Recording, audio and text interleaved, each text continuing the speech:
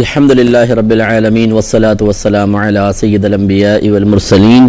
اما بعد فاعوذ باللہ من الشیطان الرجیم بسم اللہ الرحمن الرحیم۔ الحمدللہ الہادی پروگرام میں آپ کو جیسے کہ معلوم ہے کہ ہم کسی ایک موضوع کا انتخاب کرنے کے بعد اس سے متعلقہ آیات کریمہ ذکر کرتے ہیں، ساتھ ہی مزید وضاحت کے لیے مستند تفاسیر بھی بیان کی جاتی ہیں، اور پھر اس سے جو درسی نکات حاصل ہوتے ہیں، قابل عمل ہمارے لیے باتیں ہوتی ہیں یا ایسے امور کے جن سے اجتناب کرنا لازم ہے اور وہ ان آیات سے سمجھ میں آتے ہیں کہ ان کاموں کو چھوڑنا ہمارے لیے ضروری ہے، ان پر بھی تفصیلی گفتگو کرنے کی کوشش کی جاتی ہے۔ پچھلے پروگرام میں جو کچھ ہمارا بیان ہوا اس کا خلاصہ یہی تھا کہ انسان بعض اوقات بچے ایڈاپٹ کر لیتا ہے، لے پالک بچے ہم اپنے پاس رکھ لیتے ہیں، اور بسا اوقات تو ایسا ہوتا ہے کہ ہم اس کا اصل نسب چھپانا ہی چاہتے ہیں اور چھپا کے اسے فقط اپنی طرف منسوب کر کے عام کر دیتے ہیں، اور یہ غلط ہوتا ہے کہ کسی کے والد صاحب یعنی جو اس کا اصل نسب ہے اس کو چھپانا جان بوجھ کر نبی کریم صلی اللہ علیہ وسلم نے اس کو گناہ قرار دیا ہے اور آخرت میں گرفت کا سبب بنے گا۔ اور یہاں کتنا بھی چھپا لیں، میدان محشر میں بچے کو اس کے اصلی باپ کے نام سے ہی پکارا جائے گا۔ تو اس وقت ہو سکتا ہے کہ اگر اللہ نے چاہا، بہرحال اللہ تعالیٰ پردہ رکھنے والا ہے، کوئی کنفرم نہیں ہے کہ وہاں پہ سب کا پردہ ایسے اشخاص کا پردہ چاک ہو، لیکن یہ ہو سکتا ہے کہ جب اعلانیہ طور پر نام پکارا جائے کہ اب فلاں بن فلاں آ جائے، تو اس وقت لوگ تو دیکھیں کہ یہ بچہ تو فلاں کا بیٹا تھا لیکن یہ تو دوسرے باپ کا نام پکارا جا رہا ہے، تو اس وقت لوگوں کو یہ سمجھ میں آئے گا کہ اچھا اس شخص نے اصل باپ کا نام چھپایا ہوا تھا۔ تو پھر انسان کو میدان محشر میں ایسا نہیں ہے کہ چلو دنیا میں اگر پتہ چلتا ہے تو شرمندگی رسوائی ہوتی ہے اور میدان محشر میں پتہ چلے گا تو کوئی فرق نہیں پڑے گا، بلکہ وہاں جو فیلنگز ہیں بہت زیادہ اسٹرانگ ہوں گی اور وہاں پر انسان زیادہ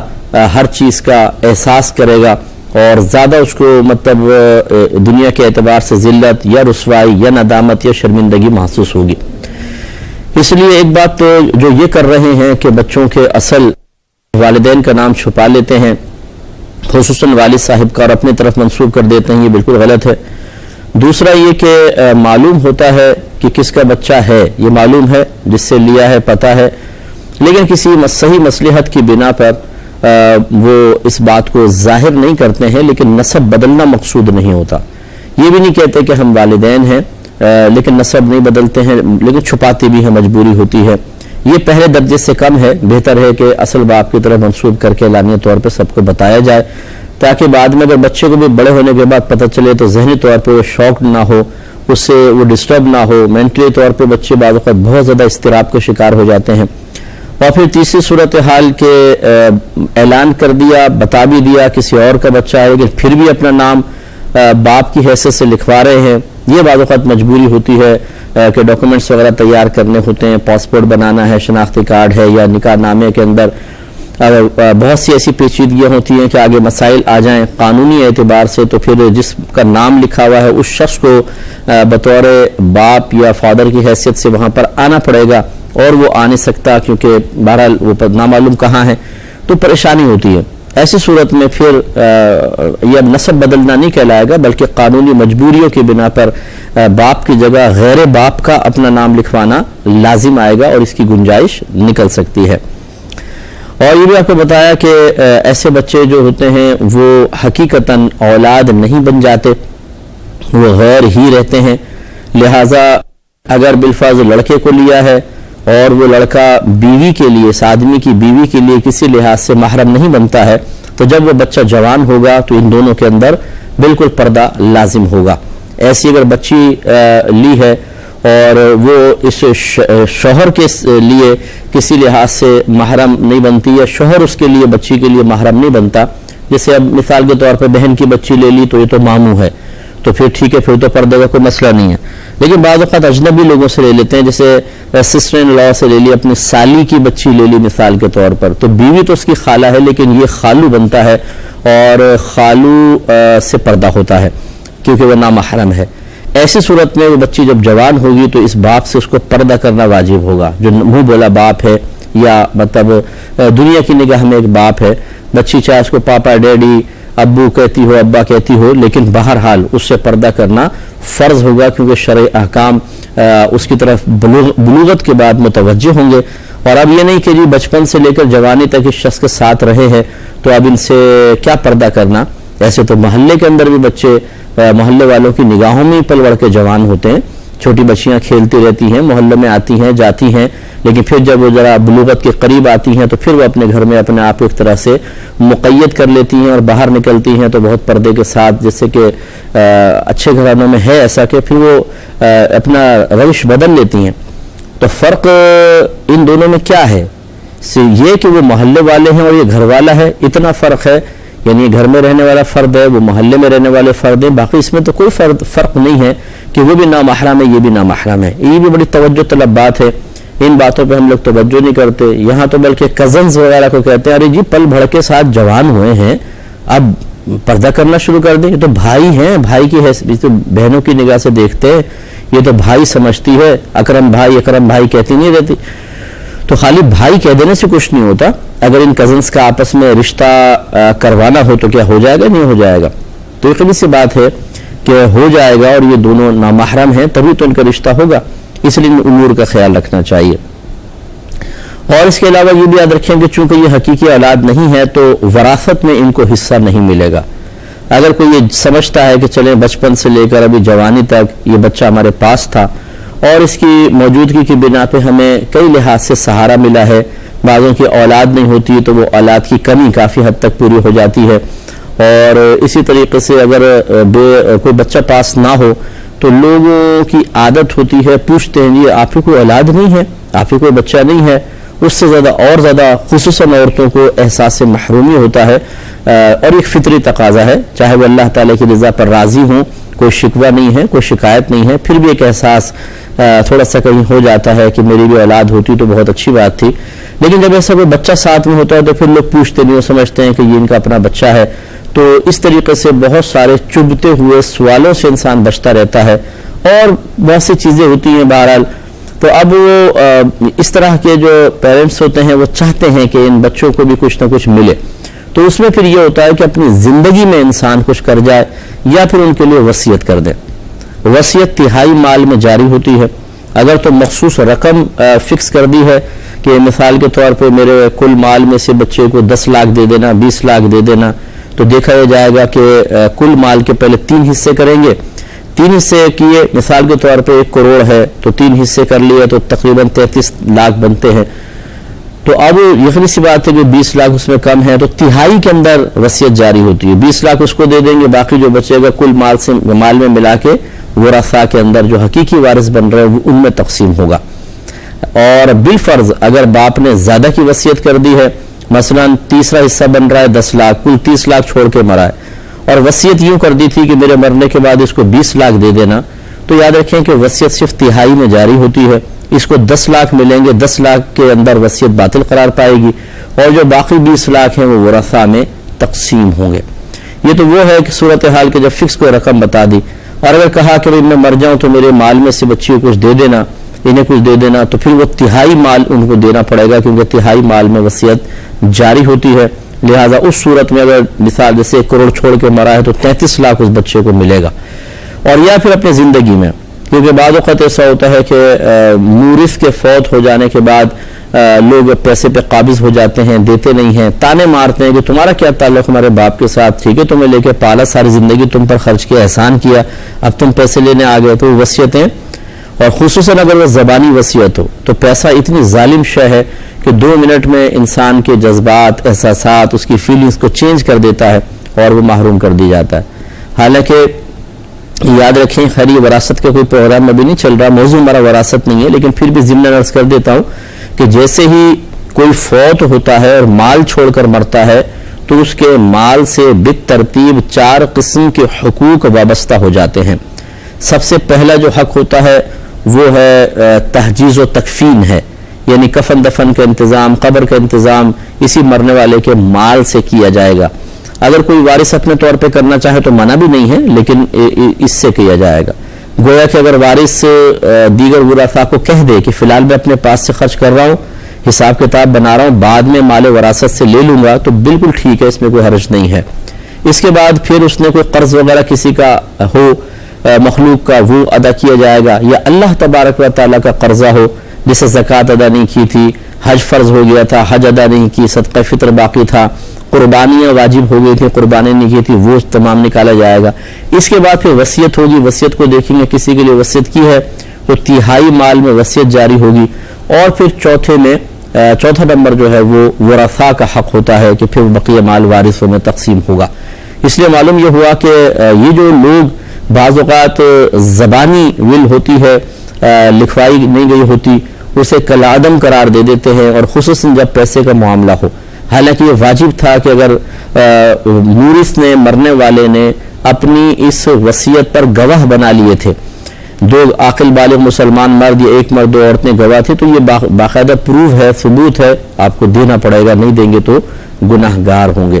تو خلاصہ کلام یہ ہے کہ یہ اب ہمارے معاشرے میں بہت عجیب و غریب صورتحال چل رہی ہے، ان چیزوں پر توجہ کرنے کی ضرورت ہے۔ ان شرعی احکام کا لحاظ یہاں کر لیں گے تو اگلی زندگی آسان ہے، اور یہاں پر شتر بے مہار بن کے چلتے رہے کہ کون پرواہ کرے اللہ تعالیٰ کی، کون پرواہ کرے رسول کے احکام کی،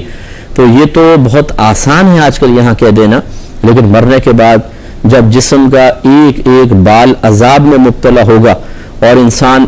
ہم پر آگ، جہنم کی آگ اور سانپ اور بچھو اور کیڑے مکوڑے مسلط کر دے گا، اور ایک ایک لمحہ اذیت میں گزر رہا ہوگا، اور ہماری چیخیں انسانوں اور جنات کے علاوہ دیگر مخلوق سن رہی ہوگی، اس وقت پھر احساس ہوگا کہ واقعی بہت گھاٹے کا سودا کیا تھا، کیوں کسی کا حق دبا لیا تھا، چند ٹکے کھا کے کتنے عرصے انسان گزارا کر لے گا، اس کے بعد پھر اس کو اللہ تعالیٰ کی بارگاہ میں تو پہنچنا حساب و کتاب دینا ہے۔ ایک یہ بھی مسئلہ ڈسکس ہوا تھا، یہ میں اس لیے ریپیٹ کر رہا ہوں، کچھ نئے دیکھنے والے ہوں تو اگرچہ قرآن اور حدیث تو ہم بیان کر چکے تھے، لیکن اس کا جو خلاصہ ہے میں ذکر کر رہا ہوں تاکہ وہ بھی اس کو سمجھ جائیں کہ بعض بچے ایسے ہوتے ہیں کہ جن کے باپ کا پتہ ہی نہیں ہوتا، جیسے یہ مطلب مختلف جگہوں پہ جھولے وغیرہ میں ڈال جاتے ہیں، یا کسی گھر کے دروازے کے سامنے چھوڑ کے چلے گئے، اب وہ کوئی بھی مجبوری ہو سکتی ہے، یا تو کسی گناہ کا نتیجہ ہوتا ہے، یا پھر غربت ہوتی ہے بعض اوقات۔ آج کل تو بہرحال جو ہو رہا ہے، جیسے آپ پروگرام بھی دیکھتے ہوں گے میڈیا پر، اللہ تعالیٰ رحم فرمائے، بہت ہی بری صورتحال ہے کہ اس طرح چھوڑنے کا تصور ختم ہو گیا ہے، اب ان بچوں کو بیچا جاتا ہے، کئی لاکھ روپے میں بیچ دیتے ہیں، اور پھر ان بچوں کا کیا حشر ہوتا ہے اللہ تعالیٰ بہتر جانتا ہے۔ تو بہرحال اگر کوئی اس طریقے سے چھوڑ جاتا ہے اور آپ نے قانونی اعتبار سے اس کو اپنی کسٹڈی میں لے لیا ہے، اپنی کفالت میں لے لیا ہے، تو اب یقینی سی بات ہے کہ اصل باپ کا نام تو معلوم ہی نہیں ہے۔ تو اللہ تبارک و تعالیٰ نے قرآن عظیم میں یہی فرمایا کہ جن کے باپ تمہیں معلوم نہیں تو پھر وہ تمہارے دینی بھائی ہیں، تو ان کو آپ دینی بھائی قرار دیں کہ آدم علیہ السلام کی اولاد میں سے تو ہیں، تو ہمارا مذہب کے اعتبار سے ہمارا بھائی بنے گا، اور گویا کہ آدم علیہ السلام کی چونکہ اولاد میں سے ہیں، ہم ایک اولاد میں سے ہیں، وہ بچہ کسی اور کی اولاد میں سے ہے، تو یہ جو 2 اوپر کے ہیں یہ دونوں آپس میں چونکہ آدم علیہ السلام کے بچے ہیں تو آپس میں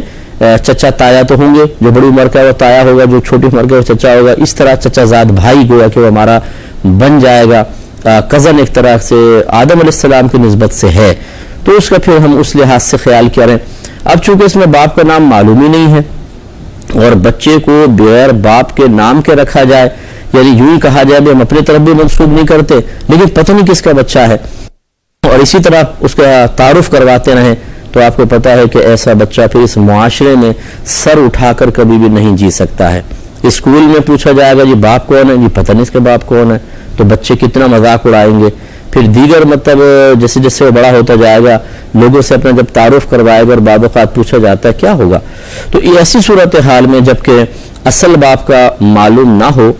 اور نسب بدلنا بھی مقصود نہ ہو، دل میں بلکہ کبھی یہ نیت نہ آئے کہ ہم اس کا نسب بدل رہے ہیں، اب اگر کوئی شخص اس بچے کو اپنا نام دیتا ہے تاکہ یہ معاشرے میں عزت کے ساتھ رہ سکے، بار بار اس کی عزت نفس مجروح نہ ہو، اسے احساس کمتری نہ ہو، اس کو لوگ اس پر تانے نہ کسیں، کیونکہ لوگوں کی عادت ہوتی ہے جب وہ کسی کو ترقی کرتا ہوا دیکھتے ہیں یا اپنے سے کسی بھی صلاحیت میں فوق پاتے ہیں، بلند پاتے ہیں، تو پھر ان چھچوری اور گھٹیا حرکتوں پہ اتر آتے ہیں کہ یہ نہیں کہ وہ اس کا مقابلہ کریں اور اپنی صلاحیتوں کے ذریعے یہ منوا لیں کہ ہم آپ سے بلند و بالا ہے، نہیں، وہ چونکہ اس دوڑ میں پیچھے رہ جاتے ہیں تو اس طرح کی باتیں کر کے پھر وہ سامنے والے کے دل کو چھلنی کر کے کوشش کرتے ہیں کہ یہ اپنی کوششیں ترک کرے، ڈسہارڈ ہو کے پیچھے ہو جائے اور ہمارے لیے کوئی ترقی کے راستے کھل جائے۔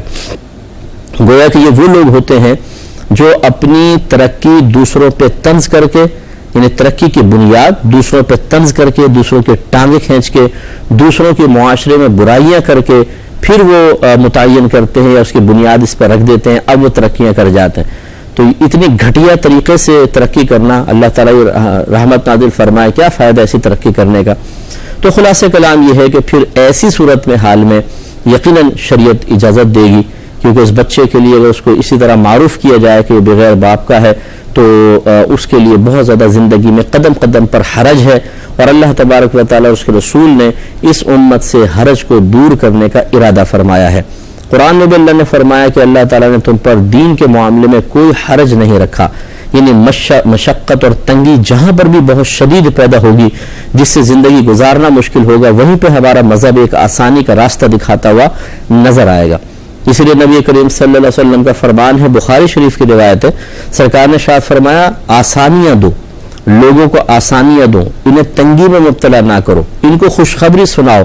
ان کے اندر تنفر پیدا نہ کرو، نفرت پیدا نہ کرو۔ تو مراد یہ ہے کہ ایسی چیزیں لوگوں کے سامنے رکھنا جس سے ان کی زندگیاں تنگ ہو جائیں، حالانکہ آسانیاں شریعت نے خود پرووائڈ کی تھیں، یہ قطعاً غیر مناسب اور مزاج شرع کے خلاف ہے۔ تو اب جہاں بھی تنگی پیدا ہوتی ہے وہاں پہ آسانی آتی ہے، اور بعض اوقات آسانی کی صورت یہ بھی ہوتی ہے کہ ممنوعہ چیز ہمارے لیے جائز کر دی جاتی ہے، وقتی طور پہ ہی صحیح، لیکن ممنوعہ چیز جائز قرار دے دی جاتی ہے۔ جیسے اگر کسی کو 4 دن کا فاقہ ہو جائے اور کھانے کے لیے کوئی حلال چیز نہ ہو اور اب اس کے سامنے حرام چیز پڑی ہے، اسی طرح بہت شدید پیاس ہے کہ اب اگر کوئی لیکوڈ چیز نہیں ملتی تو وہ پیاس سے مر جائے گا، اور سامنے شراب آ گئی، اور مثال کے طور پر بھوک بہت زیادہ ہے اور سامنے مردار آ گیا، تو ان کو کھا کے وہ اپنی جان بچا سکتا ہے بقدر ضرورت۔ تو اب ایسی صورتحال میں اگر اس بچے کو یہ معروف کر دیا جائے اس کا باپ ہی نہیں ہے تو بہت زیادہ زندگی میں حرج ہے، تکلیف ہے۔ اب ممنوعہ چیز تھوڑی سی مباح ہو جائے گی کہ اپنی طرف منسوب اسے کر لیں کہ میں اس کا باپ ہوں، لیکن ذہن میں یہ رکھیں، ارادہ یہ ہو اور اللہ کی بارگاہ میں استغفار کرتے رہیں کہ اللہ تعالیٰ اس بچے کا نسب بدلنا مقصود نہیں تھا، اس کا باپ اصل میں کوئی اور ہے، لیکن اس کی عزت نفس کو بچانے کے لیے، اس کی سیلف رسپیکٹ کے لیے ہم ایسا کر رہے ہیں، تو اس میں پھر کوئی حرج نہیں ہوگا۔ اللہ تعالیٰ سے دعا ہے کہ رب کریم جو کچھ سنا اس پر عمل پیرا ہونے کی توفیق عطا فرمائے، آمین۔ وآخر دعوانا ان الحمدللہ رب العالمین۔ میں بہک سکوں یہ مجال کیا، میرا رہنما کوئی اور ہے۔